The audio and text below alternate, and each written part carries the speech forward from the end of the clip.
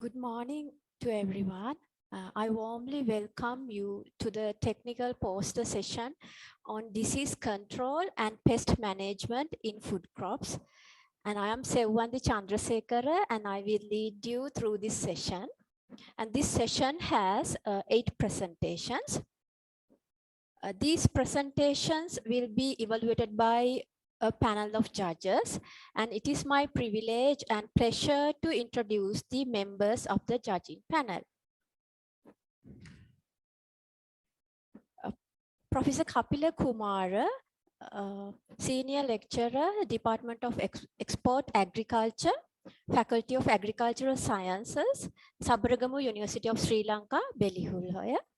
And we have Professor Nalika Ranatunga, Senior Professor of Pathology, Department of Pathology, Faculty of Medicine, University of Peradeniya. And we have Dr. SSDS Jagoda, Senior Lecturer in Veterinary Pathobiology, Department of Veterinary Pathobiology, Faculty of Veterinary Medicine and Animal Science, University of Peradeniya.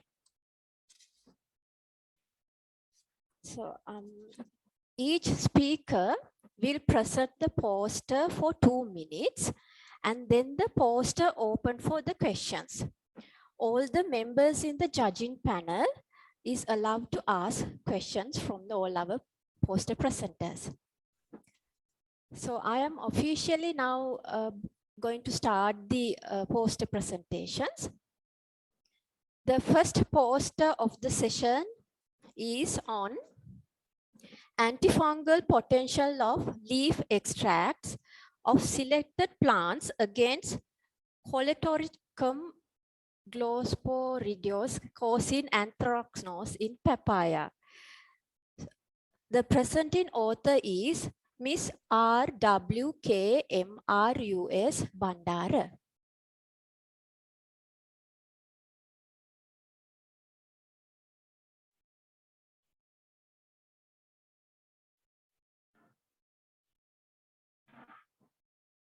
Good day to all of you. I'm Uppala Bandara.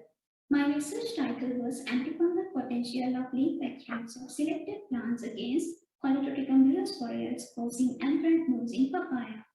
Anthracnose is commonly caused by Coletoricum species and it is a major post-harvest disease in papaya. Plant extracts with fungicidal activity are safer natural alternatives to conventional fungicides. So, the current study was carried out to determine the antifungal potential of aqueous and methanolic extracts of Acidorecta indica, Calotropis procera, Lantana camara, Moringa oleifera, and Ricinus communis, and their effect on spore production of Coletoricum glosporideus. Plant extracts with 100 micrograms per microliter concentration was prepared and tested for antifungal activity using agar well diffusion assay. Effect of plant extracts on spore production of Coletoricum glosporideus was determined by counting the number of spores and the spore concentration was calculated. Data on spore concentration was subjected to ANOVA using SPSS software. Methanolic extracts of Acidorecta indica and Moringa oleifera exhibited a potential antifungal activity, and Acidorecta indica and Lantana camara did have a direct effect on spore production ability of Coletoricum glosporideus at the given concentration, while other extracts did. Hence, the effect of Acidorecta indica and Lantana camara could be studied further as promising antifungal agents against Coletoricum glosporideus. Thank you. The poster is now open for question. Ms. Bandara, could you please switch on your camera and participate for the discussion? Professor Nalika, maybe you can raise your question for her.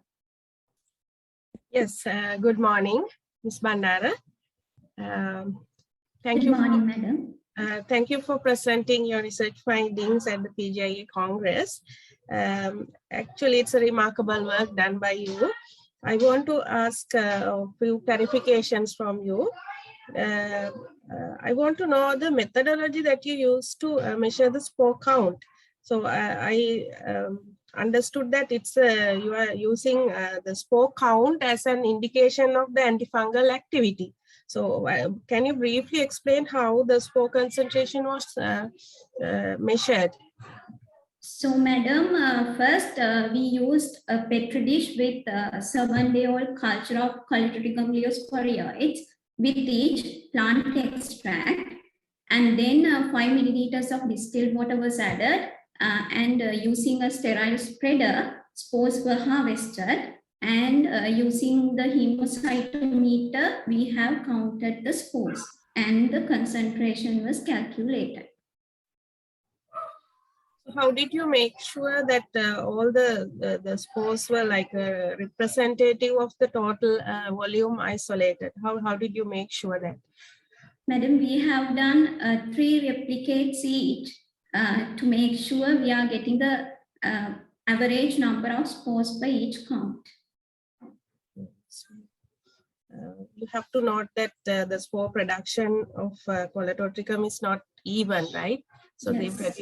they produce in associated with Acevuli. So you have to make sure that they are evenly represented in the counting sample. And there's a small concern about your published abstract. You can't use the term pathogenicity as far as I know. Pathogenicity is the actual interaction between the host and the pathogen. So using the term for pathogenicity for an in vitro test is somewhat questionable. If possible, discuss with your co-authors and do the amendment. Okay, so that is one of my comments for you. Thank you very much. Thank you, madam. Professor Kapila Kumara, maybe you can ask questions now. Okay, thank you very much. Thank you, Ms. Bandara, for your nice presentation.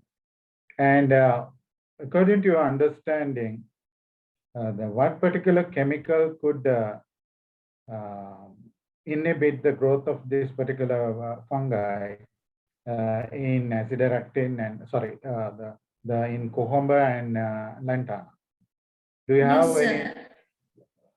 I read about it, sir, and mainly there were terpenoids and limonoids in both plants. So terpenoids mainly they can dissolve the cell walls of pathogens, and also that effect may be, I think those 2 chemicals are the main chemicals in Cochumba and Lantana camara. Okay, great. And you used many other plant extracts. So Yes. what was the base for you to select these plant extracts to use this on Coleotrichum? So according to the reference articles we have read, most of the time these plants were taken as potential antifungal plant leaf extracts. So that's why we use these plants, and especially in Anuradhapura area, we could find those 4 plants commonly. So that was the reason. Okay, right. Thank you.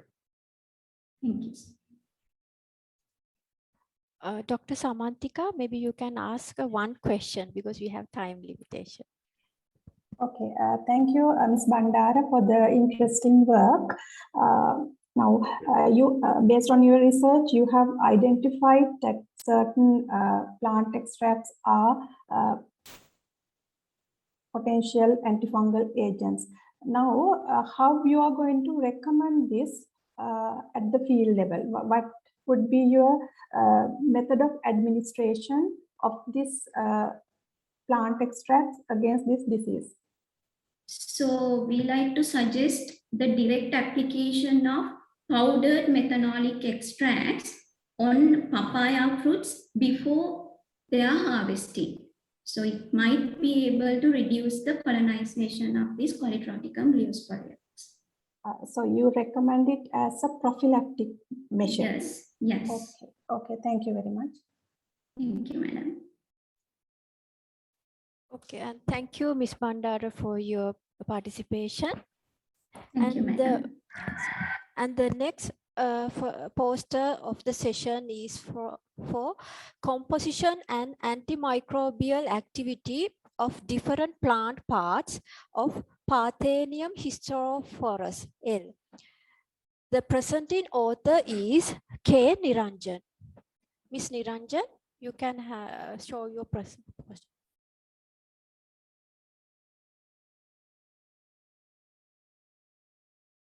Hello everyone, I am Mrs. Niranjan. I am going to present the findings of my research on composition and antimicrobial activity of Parthenium hysterophorus. As we all know, this is an invasive plant and an aggressive colonizer of natural and agro ecosystems, causing severe yield loss and health hazards to animals, including humans. The control of this plant is a big challenge.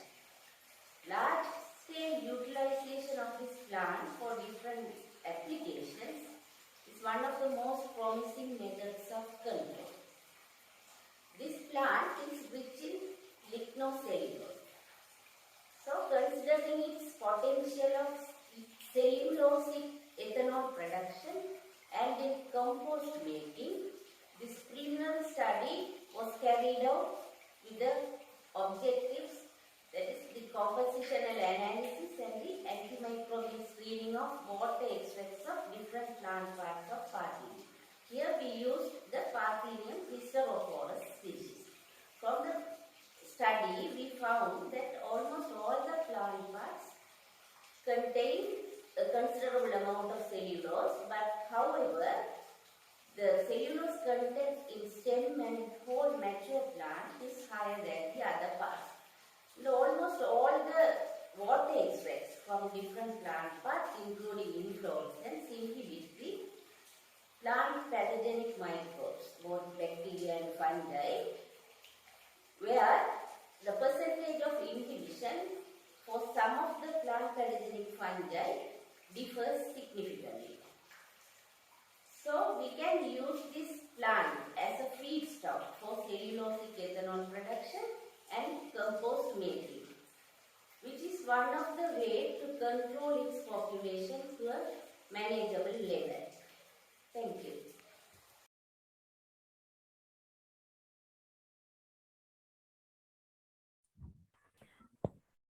The Q&A discussion is for 3 minutes. I hope you can hear our bell is ringing. Is it audible for you? I think it's audible for you. Okay, Miss Niranjan, your No. poster is now open for questions. Yes.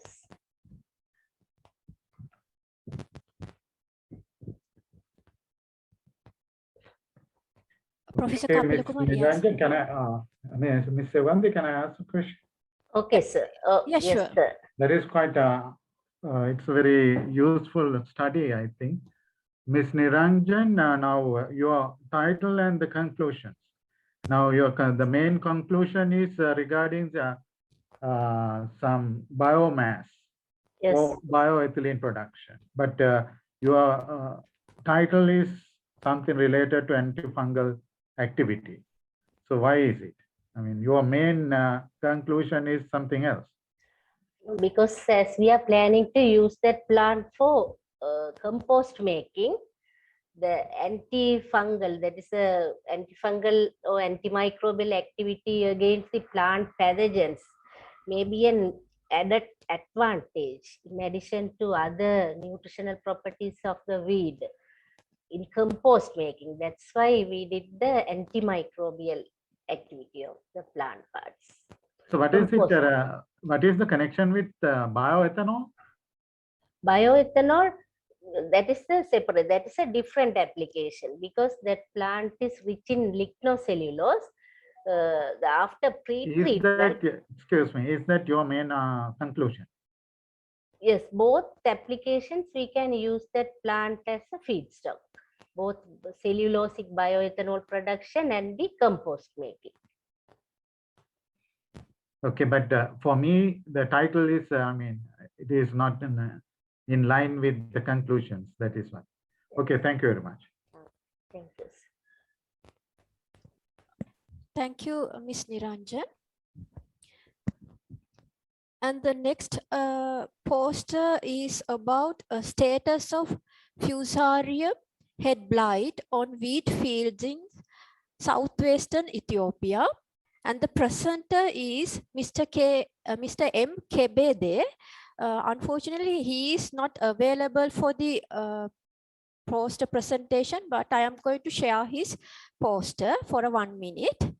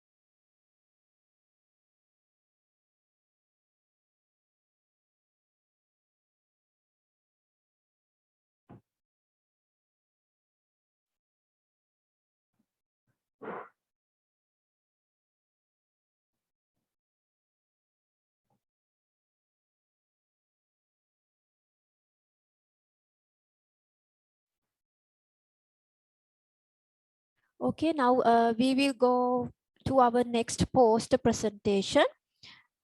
It is about antimicrobial properties of Garcinia cambogia fruit, rinds, and leaves.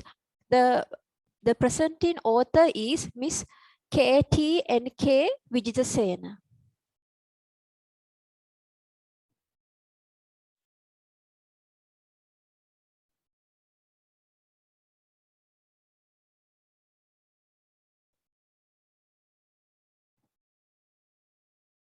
Hello everyone, I am Nipuni Vijay. During my session, I am going to present a study on antimicrobial properties of Garcinia cambogia fruit tree and leaves.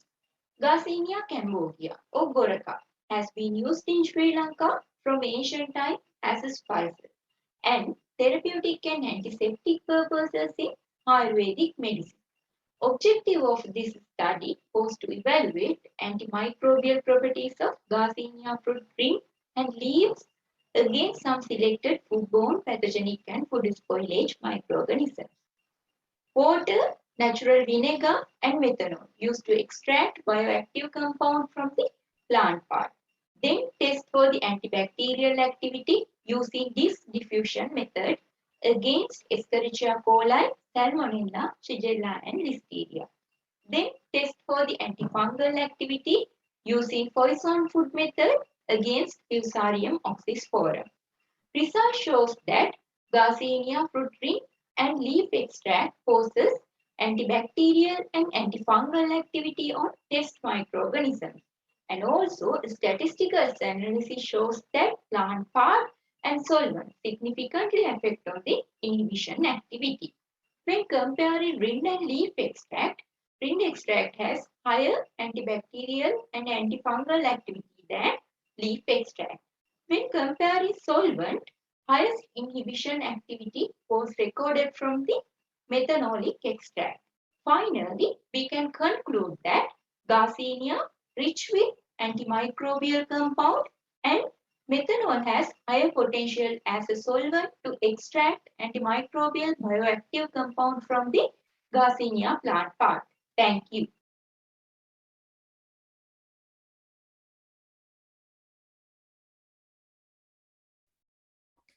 The poster is now open for the questions, and Professor Kapila Kumara, maybe you can ask questions.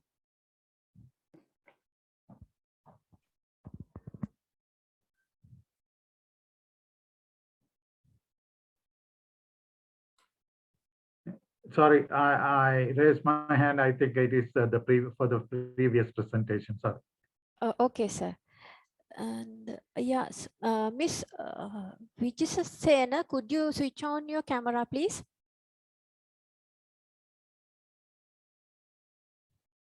Are you there, Miss Vijayasena? Yes, I'm here. Okay. So, and Dr. Jagoda, you can raise Yes, the thank questions. you.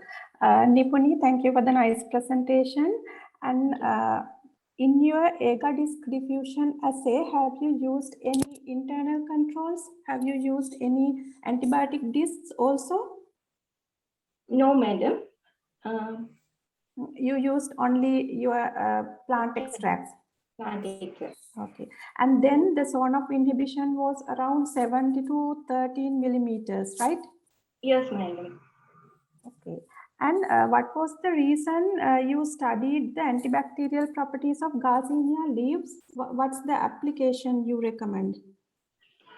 Leaves most of the time, madam, in Ayurvedic medicine, they used rind and leaf for the therapies. That's why I select those parts.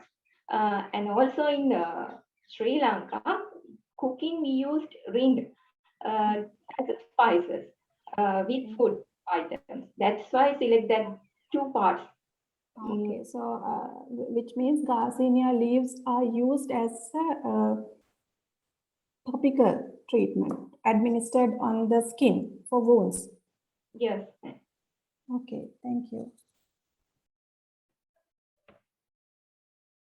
Professor Nalika, you can ask questions now. Yeah, I have a very short question.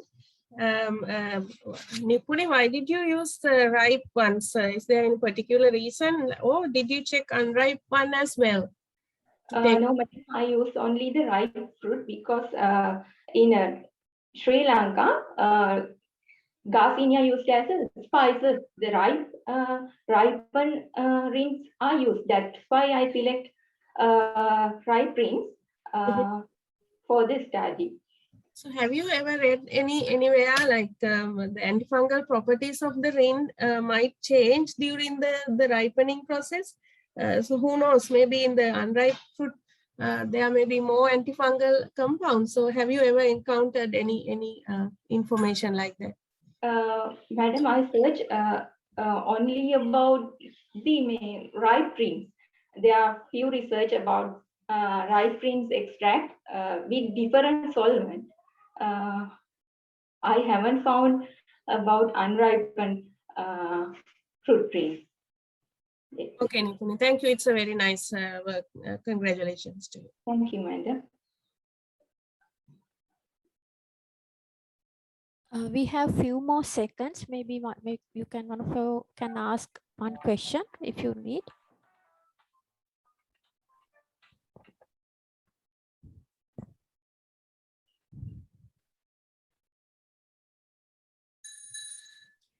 Okay, thank you, Ms. Vijayasena. Thank you, madam. Then we will go for our next presentation. Evaluation of effectiveness of diamond back moth management strategies in cabbage of upcountry region in Sri Lanka. The poster is, the presenting author is HASN Hettiarachchi.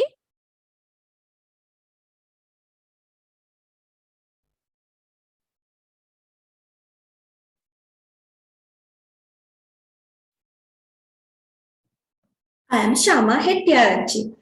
I am going to present my study on evaluation of effectiveness of diamond-back moth management strategies in cabbage at Nuwara in Sri Lanka. Nuwara is one of the major cabbage growing districts in Sri Lanka. Diamond-back moth is the dominant species in the cabbage caterpillar complex found in this area and cause significant yield loss. The study was conducted to evaluate the effectiveness of selected three non-chemical strategies and their combinations to suppress the diamond-back moth larval population. The study was carried out at the Agriculture Research Station Sita Elliott during yellow seasons of 2020 and 2021. The effect of non-chemical measures were compared with insecticide-treated plot and untreated control. According to the results, there was a significant effect of blinking light and insect-proof net on reduction of diamond-back moth larval population. Sprinkler irrigation did not affect significantly on diamond-back moth larval population. but observed a yield increment. Blinking light coupled with sprinkler irrigation and surrounded by insect-proof net was found to be the most effective treatments on diamondback moth larval reduction, yield performance, and damage severity reduction. Finally, these findings will be helped successfully to replace routine application of insecticides in farmer field and production of safer food. Thank you.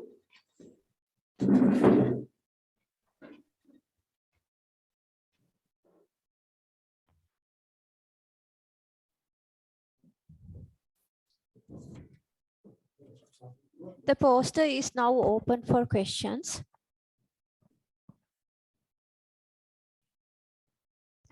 Yes, Professor Nalika, you can ask the question. What's the name of the presenter? Miss Hettiarachchi, Yes. right? Okay. Miss Hettiarachchi, well done. So I have a few questions for my knowledge. So why did you use this sprinkler irrigation only for half an hour, like a specific time of the day? What is the specific reason for that? Diamondback moth is active in the evening. Because of that, I want to disturb their mating behavior and egg laying process. Okay. There's one other thing that you said that average yield reduction was like 40%. Let me see, 45%, right? 40% in your treatment combination and insecticide is 45%. I wonder why it is so low in chemical control. The yield reduction has almost equal to your treatment. That's quite okay. But do you mean that the insecticide treatment is also not effective? Madam, I applied insecticide according to the recommendation of Department of Agriculture. Normally, I use 10 to spraying interval was 10 days interval. Mm-hmm. So you mean to say that it's not effective at all, right? Yes, ma'am.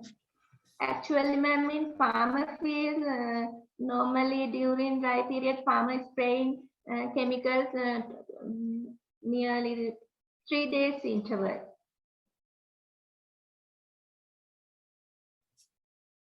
Okay, so according to the recommendation, I mean, if you follow the recommendation, the yield reduction is unavoidable, it seems, according to your results, is it?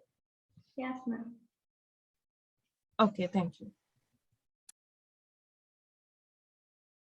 And Dr. Jagoda, you can ask question now.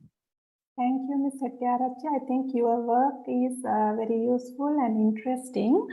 And can you tell what kind of effect this yellow color blinking light has on the diamond black moth? Madam, blinking light acts as a repel the moth during from evening during the active period.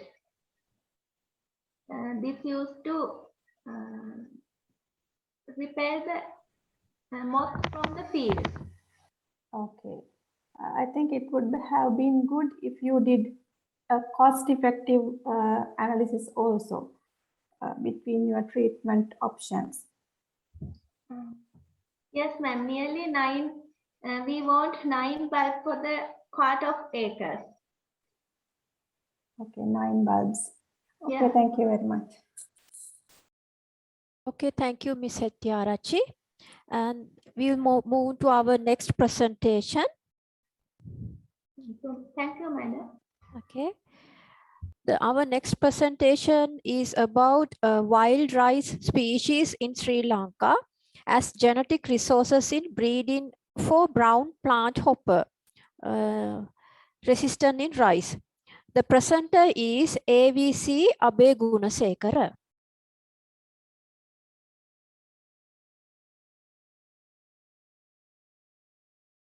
gentlemen, I am Chandrani Abegunisekara. My presentation is on wild rice species in Sri Lanka as genetic resources in breeding for brown plant hopper resistant in rice. The brown plant hopper BPH is major rice pest in Sri Lanka. BPH outbreak has been recorded in recent past, causing severe damage in rice production. Most of cultivation varieties are susceptible to the BPH, therefore it is essential to identify new genetic resources for BPH resistance. Here we screen the virus genome for BPH against BPH and use standard honeydew test for screening. 14 exceptions of wild rice, endemic wild rice species of Oryza rhizomatis and 1 exception each from Oryza extensori, Oryza nivara, Oryza tropicum, and Oryza granularata were used. BG380 was used as susceptible check and PTB33 used as resistant check. Interestingly, there is no minimum honeydew situation in all tested wild rice species representing resistance. Coding sequences of known genes of Oryza sativa were used as queries for searching similar genes in wild rice genome. Phylogenetic analysis then CDS coverage revealed that studied genes in study BPH6, 9, 14-1 and BPH 18 present in wild rice genome. Therefore, this finding can be used as marker-assisted breeding and these genomes can be considered as resistant donors. Thank you.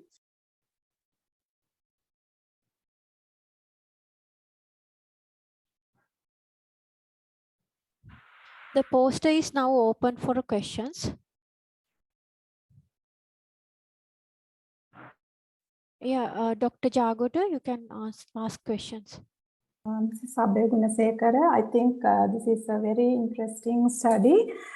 So now, based on your results, you have identified certain rice varieties as potential BPH donors. Actually, I'm not an agriculture expert, so I'm just asking this question for my curiosity. Are these wild rice varieties phenotypically resistant for BPH? Now, you found that they are genetically resistant. Are they phenotypically resistant in the field?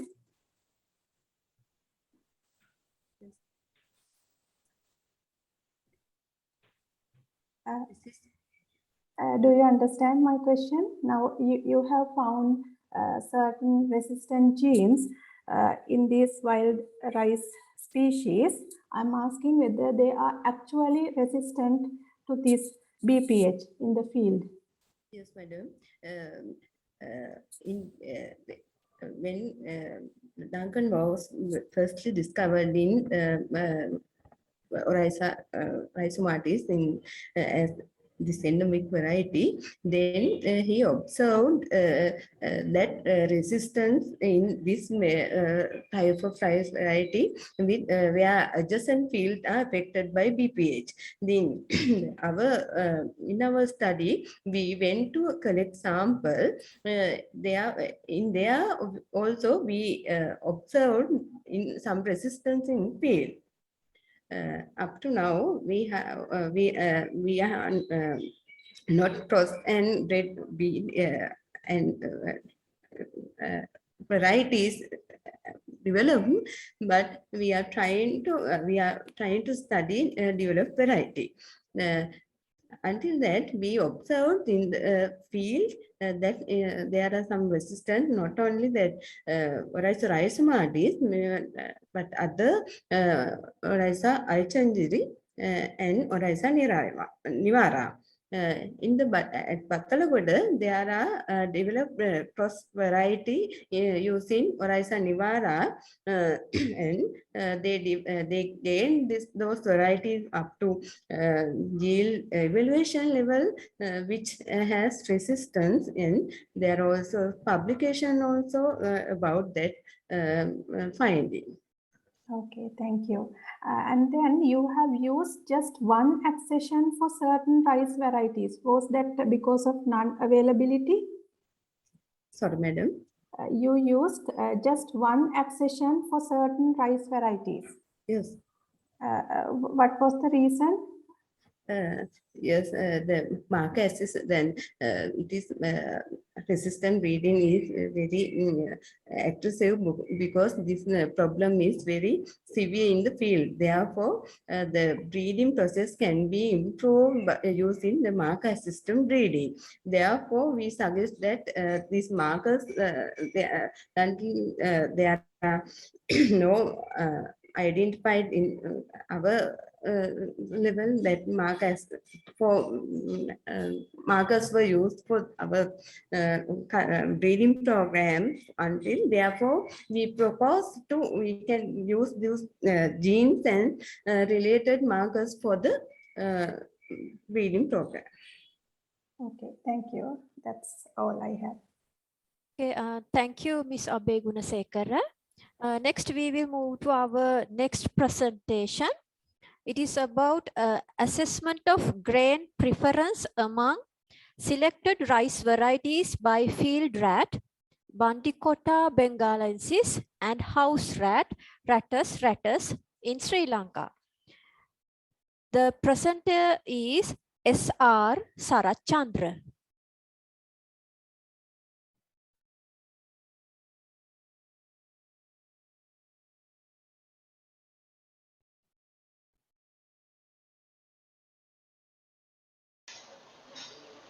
Assessment of grain preference among selected rice varieties by field rats, Bandicota bengalensis and house rat, Rattus in Sri Lanka.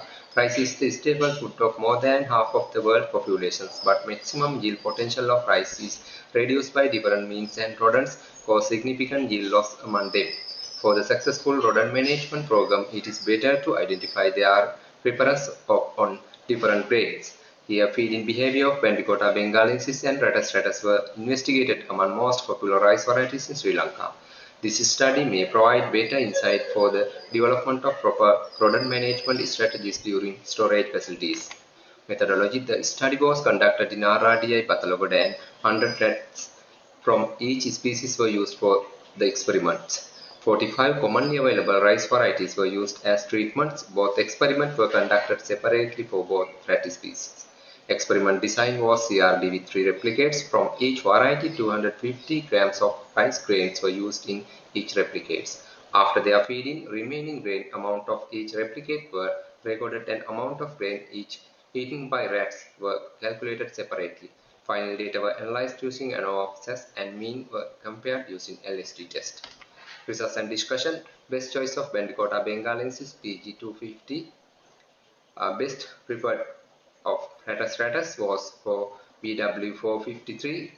We can conclude that although 8311 showed highest preference by Bandicota bengalensis, it showed lowest preference by Rattus. BG400 showed second most highest preference by Bandicota bengalensis, while lowest preference by Rattus. Anyhow, BW351 showed lowest preference by both Bandicota bengalensis and Rattus. Thank you.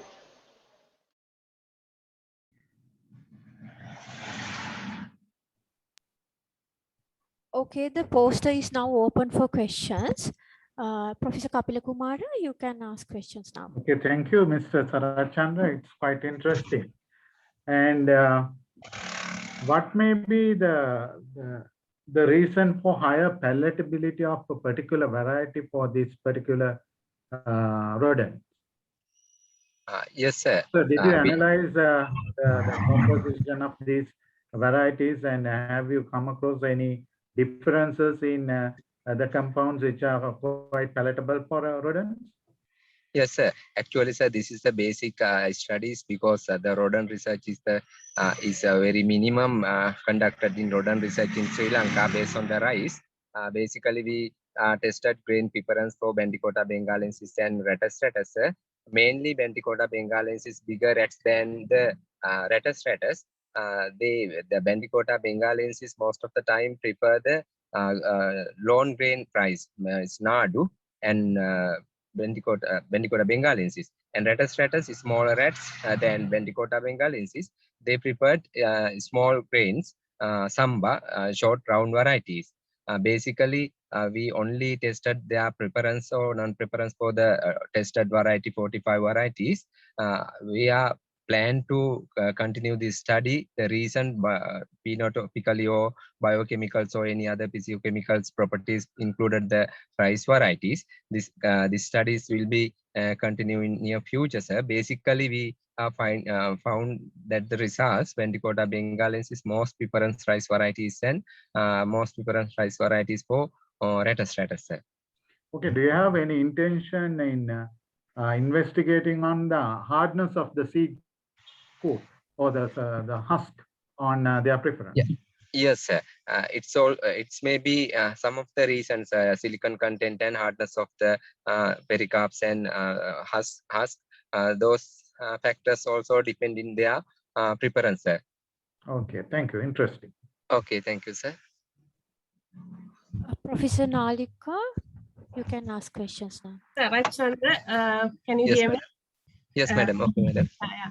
It's a very interesting research. Actually, I'm not an expert of rodent research, but by hearing to what you said, I just wonder how did you like decide this preference over one? Because they are animals, they don't know like purposely select their food.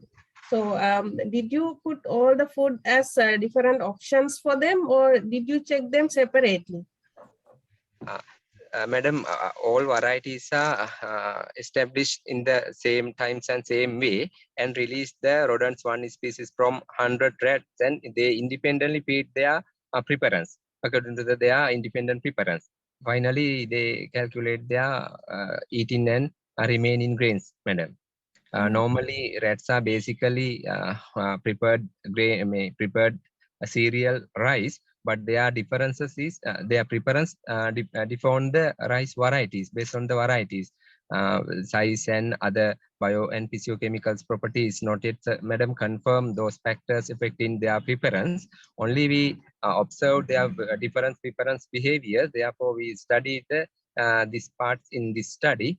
The varietal preference also parallelly we studied varietal preference on field rats. Those similar studies grain preference in storage facility, madam. What would be your answer if I ask, like, consider the most favored type of grain by a particular type of rat, and if it is not given to that animal, he might go for another choice, right? So can we say that that is most preferred, like whatever available will be eaten by them, even though they are like physical appearance or texture? So can we say that they are most preferred this, or this is not favored? Like, I mean, when they are given choices, they would definitely go for the better one, but what is available, depending on what is available, they will consume, isn't it? Yes, madam. It's true, madam, because the availability depend on their feeding.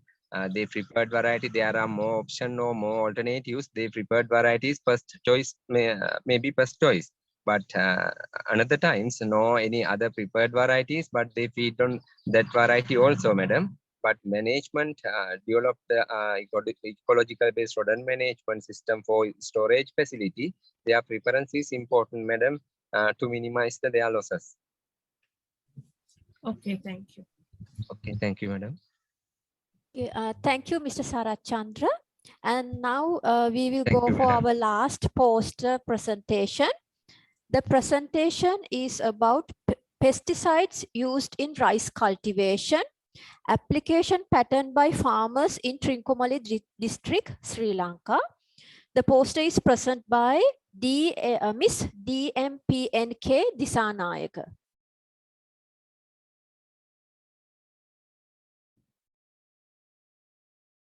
I wish you all a great day. I'm Pavitra Disanayaka. Due to the rapid increase in chronic kidney disease in agricultural areas in the country, malpractices in pesticide usage is much discussed in these days. This study was conducted with the objective of assessing the present situation and practices of pesticide usage in rice cultivation areas. A questionnaire survey and face-to-face interviews were conducted in 2019-2020 with 174 farmers in the Trincomalee district. As you can see in this pie chart, most of the pesticide used belong to class 2, poor pesticide hazard category, which is not highly recommended by the FAO. Further, 58% of farmers tend to use higher dosages when diluting products exposed to high concentrations of pesticides. In addition, the bar chart and images show you the several poor agricultural practices identified in the study area, such as poor control of dumping empty pesticide containers, not using protective gears when applying pesticides, not being mindful of drinking water quality, violation of scientific recommendations, and combine 2 or more pesticides to produce a mixture. Moving on to the conclusion, the main problem is that farmers do not adhere to the recommendations imposed by the DOA. Therefore, it is recommended to aware the farmers about the effect of malpractices and guiding them to make better decisions. Further, continued monitoring of pesticide usage patterns and presence of residues in runoff water is suggested to determine the success of any interventions, including the newly implemented organic agricultural policy by the government. So that brings me to the end of my presentation. Thank you very much for your attention.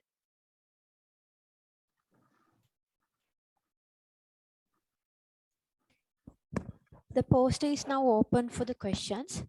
And yes, Professor Nalika, you can ask questions now. Pavitra, thank you for the timely research. And you have done some analysis on the extent of pesticide overuse. I think a similar research has to be done throughout the country, considering the current scenario and minimizing the overuse and misuse of agrochemicals. That is a very good initiative done by you. Congratulations for you. And I have a small question. Like, did you ever, have time to investigate the reasons for this? Because you have basically done the extent and estimation of the overuse and misuse. But was your study included the reason? Like I have seen one in your abstract, you have mentioned that the education level is irrespective of this misuse. So are there any reasons behind this pesticide overuse being under your observation? Yes, madam. Actually, the main thing is, madam, that they are not consulting the agricultural extension officers. That there is a poor knowledge transferring mechanism.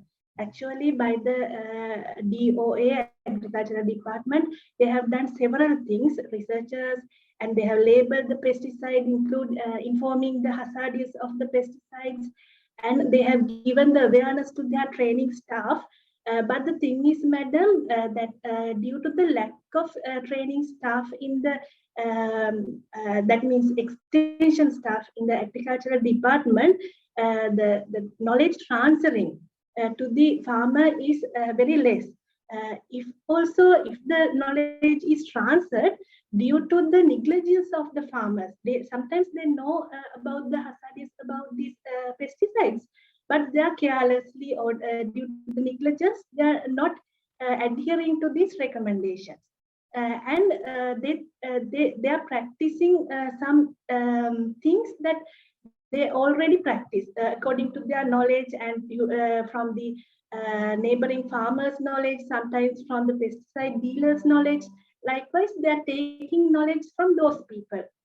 And sometimes I have taken that they think that mixing pesticides and applying higher dosages will take a better result. So that is the main thing I have seen there for this situation, madam. Thank you, Pavitra. Professor Kapila Kumara. Okay, I have a very small question, Ms. Abhay. It's a timely important study, but the problem is I have some comment on your title. Now, application pattern of pesticides. I don't think it is the right term for your study.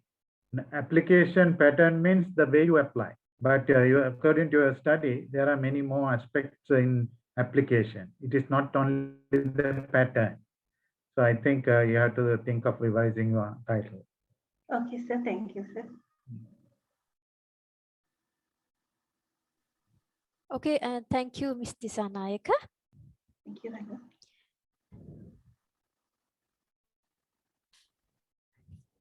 Okay, and now we have come to the end of our today's poster session on disease control and pest management in food crops. And first of all, I would like to congratulate all our presenters for doing a great job.